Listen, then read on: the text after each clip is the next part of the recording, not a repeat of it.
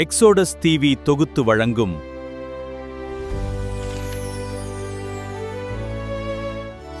அருளுரை துளிகள்.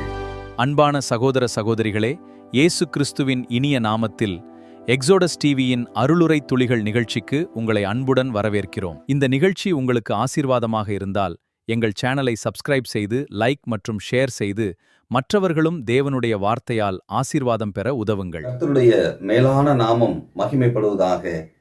அருளுரை துளியின் வாயிலாக உங்களை சந்திப்பதில் மிக்க மகிழ்ச்சியுடனாக இருக்கிறேன்.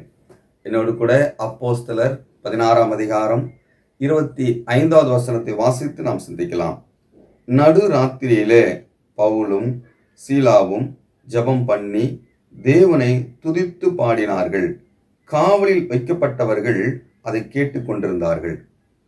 வாசித்த இந்த பகுதியை பார்க்கும் பொழுது அப்போஸ்தலனாகிய பவுல் ஜெபித்து துதிக்கக்கூடியதை நாம் பார்க்கிறோம். இந்த பின்னணியை நாம் பார்க்கும் பொழுது இது சிறைச்சாலையிலே உட்காவலறையிலே அடைக்கப்பட்டு தொழுமரத்திலே கட்டப்பட்டு இருக்கக்கூடிய ஒரு சூழ்நிலை. சரீரமெல்லாம் காயங்களாக இருந்திருக்கலாம் இல்லையா? அவர் அடிக்கப்பட்டார்.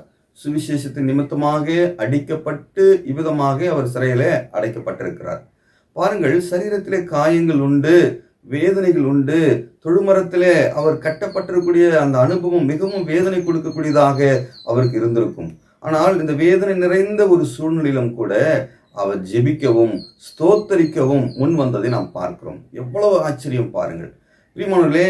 ஏன் அவரால் இப்படிப்பட்ட ஒரு காரியத்தை செய்ய முடிந்தது என்று சொன்னால், முதலாவது அவருக்கு சரீரத்திலே மாத்திரம்தான் காயங்கள், அவருடைய ஆத்துமாவிலே அல்ல. அந்த ஆத்துமா தேவனோடு கூட இணைந்திருக்கிறது. அந்த ஆத்துமா தேவனோடு கூட வாழ்ந்து கொண்டிருக்கிறது. அந்த ஆத்துமாவிலே ஊனம் இல்லை, குற்ற மனசாட்சி இல்லை. அது தேவனோடு கூட நிலைத்திருக்கிறதுனாலே அப்போஸ்தலனாகிய பவுல் உபத்திரவத்திலும் கர்த்தரை துதிக்க முடிந்தது, ஜெபிக்க முடிந்தது என்று சொல்லி பார்க்கிறோம். இரண்டாவதாக பார்க்கும் பொழுது அப்போஸ்தலனாகிய பவுலுடைய இருதயத்திலே நான் தேவ சித்தத்திற்குள்ளதான் இருக்கிறேன் என்பதை அவர் தெளிவாக உணர்ந்த மனிதனாக இருந்தார். நான் தேவ சித்தத்துக்குள்ளாக அவர் விருப்பத்தின்படிதான் நான் வாழ்ந்து கொண்டிருக்கிறேன். அவர் விருப்பத்தின்படிதான் என்னுடைய செயல்கள் உண்டு, அவர் விருப்பத்தின்படிதான் என்னுடைய ஊழியம் உண்டு என்பதை தெளிவாய் புரிந்ததுனாலே, அவர் சித்தத்துக்குள் இருக்கிறதுனாலே இந்த காயங்கள் எனக்கு சந்தோஷம்தான் என்று சொல்லி அவர் துதிக்கக்கூடியதை நாம் பார்க்கிறோம். பாருங்கள், மகதோனியா பட்டணத்திற்கு அவர் வர வேண்டும் என்று சொல்லி ஒரு மனிதன் உதவி கேட்டதாக தரிசனத்திலே பார்த்து அவர் கடந்து வந்தார் என்று சொல்லி நாம் மேலுள்ள வசனங்களிலே 9-10 உள்ள வசனங்களிலே நம்மால் பார்க்க முடிகிறது.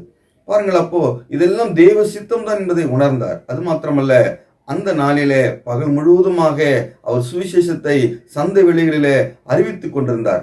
ஒருவரும் ரட்சிக்கப்படவில்லை. ஒருவரும் அதை குறித்து கேட்கவோ விசாரிக்கவோ இல்லை. ஆனால் பாருங்கள், தேவன் அவருடைய சித்தத்துக்குள்ளாக இருக்கிறதுனாலே அந்த குறி சொல்லக்கூடிய ஆவியுடைய அந்த ஸ்திரீயை சுகப்படுத்தி, இயேசு கிறிஸ்து நாமத்தினாலே சுகப்படுத்தி அவர்களும் ஆதாயப்பட்டிருக்கலாம். அதன் மூலமாக அந்த ஆதாயம், அந்த குறி சொல்லக்கூடிய எஜமானுக்கு ஆதாயம் அற்று போனது என்று சொல்லி அவர்கள் பழி சுமத்தி சிறையிலே அடைத்ததை நாம் பார்க்கிறோம். இதன் மூலமாக என்ன நடக்கிறது? பகல் முழுவதும் சுவிசேஷத்தை அறிவித்தவர் கேட்பதற்கு ஆள் இல்லாதனாலே இப்பொழுது இதே வசனத்தில் வாசிக்கிறோம். பிற்பகுதியிலே காவலில் வைக்கப்பட்டவர்கள் அதை கேட்டு கொண்டிருந்தார்கள் என்று சொல்லி பார்க்கிறோம்.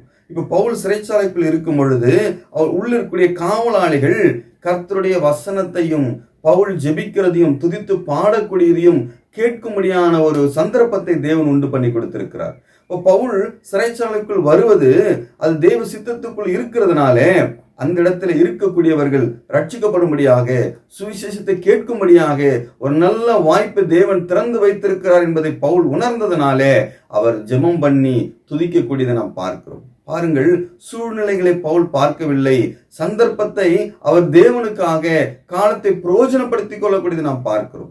ஆகையினாலே இந்த இடத்துல பவுலால் துதிக்க முடிகிறது. என்ன காரணம்? கிறிஸ்துவின் அன்பை விட்டு என்ன பிரிப்பவன் யார் என்று சொல்லி ரோமர் 8ஆம் அதிகாரத்தில் பவுல் ஒரு பட்டியலை கொடுக்கக்கூடியதை நாம் பார்க்கிறோம். 36ஆம் வசனத்திலிருந்து 39ஆம் வசனம் மட்டுமாக பவுலுடைய வாழ்க்கையிலே தேவனோடுள்ள ஐக்கியத்திலே உறுதியாக இருந்தார். காரணம் என்ன? பவுல் கிறிஸ்துவின் அன்பு அவருடைய இருதயத்திலே நிறைவாய் இருந்தது. பவுலாகிய அந்த பவுல் தான் முன் கிறிஸ்துவை துன்பப்படுத்தவனாய் இருந்தேன், ஆனால் எனக்காகவும் கிறிஸ்து மரித்திருக்கிறாரே என்று தேவனுடைய அன்பை உணர்ந்தவர். என்னுடைய பாவத்திற்காகவும் கர்த்தராகிய இயேசு கிறிஸ்து சிலுவிலே மரித்து உயிர்த்தெழுந்து என்னை மீட்கும்படியாக தன்னையே ஒப்பு கொடுத்தாரே, அந்த அன்பு, கிறிஸ்துவனுடைய அன்பு அப்போஸ்தலனாகிய பவுலுடைய வாழ்க்கையிலே ஒரு தாக்கத்தை உண்டாக்கி இருக்கிறது. நான் செய்த கிரியைகள் என்னை ரட்சிக்காது, தேவனுடைய கிருபை மாத்திரமே என்னை ரட்சிக்கும் என்பதை உணர்ந்தாரே, அதற்காக அவருடைய அன்பு கிறிஸ்துவின் மீது ஆழமாய் வைராக்கியமாய் இருந்ததை நாம் பார்க்கிறோம். பிரியமானவர்களே, அவருடைய கிருபை மாத்திரமே நம்மை ரட்சிக்கிறது. அந்த கிருபையை பெற்றவர்கள் கிரியை செய்யலாம், ஆனால் எந்த கிரியையும் நமக்கு கிருபையை கொண்டு வராது. இதை பவுல் உணர்ந்திருந்தார் இல்லையா? அப்போஸ்தலனாகிய பவுல் தன்னுடைய பாவ மன்னிப்புக்காக கிறிஸ்து செய்த அந்த தியாகத்தை உணர்ந்ததனாலே அவர் மற்றவர்களுக்கு சுவிசேஷத்தை அறிவிப்பதற்கு தன் சரீரத்திலே காயங்கள் வந்தாலும் அதை குறித்து அவர் கவலைப்படாமல் அவர் உற்சாகத்தோடு கூட மற்ற ஆத்மா ரட்சிக்கப்படுமே என்ற அந்த உயர்ந்த சிந்தையிலே அவர் செயல்பட்டதை நாம் பார்க்கிறோம். பிரியமானவர்களே, சிலுவை இல்லாமல் மகிமை இல்லை, அதை பவுல் உணர்ந்திருந்தார். ஆகையினாலே உபத்திரவத்திலும் காயங்களிலும் கண்ணீரிலும் ரத்தம் சிந்தக்கூடிய வேளையிலும் அவர் ஜெபம் பண்ணி ஸ்தோத்தரித்து தேவ சித்தத்தை நிறைவேற்றக்கூடியவராயிருந்தார். விளைவு என்ன நடந்தது என்று சொல்லி பார்க்கும் பொழுது இதே பகுதியிலே 30ஆம் வசனத்திலே அவர்களை வெளியே அழைத்து வந்து, ஆண்டவமாரே, ரட்சிக்கப்படுவதற்கு நான் என்ன செய்ய வேண்டும் என்றார்கள். சிறைச்சாலை அதிகாரிகள். அந்த அதிகாரி, நான் ரட்சிக்கப்படுவதற்கு என்ன செய்ய வேண்டும்?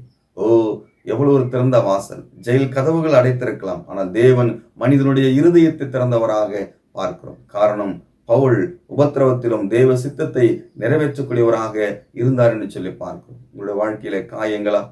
உங்களுடைய வாழ்க்கையிலே கண்ணீரா? அந்த தொழுமரத்திலே மாட்டிக்கொண்டதை போல அநேக காரியங்கள் கட்டப்பட்டிருக்கிறீர்களா? பிரியமானவர்களே, நீங்கள் தேவ சித்தத்துக்குள் இருக்கிற என்று சொல்லி அது நிச்சயம் இருக்கும் என்று சொன்னால் கர்த்தரை துதியுங்கள், ஜெபம் பண்ணுங்கள், அவரோடு கூட ஐக்கியப்படுங்கள். அப்படி இருக்கும் பொழுது நிச்சயமாக உங்களை கொண்டு செய்ய வேண்டிய காரியத்தை தேவன் செய்வார். அவர் நாமம் மகிமைப்படும். கர்த்தருடைய உன்னதமான நாமம் உங்கள் மூலமாய் மகிமைப்படும்படியாக தேவன் உங்களுக்கு உதவி செய்வாராக.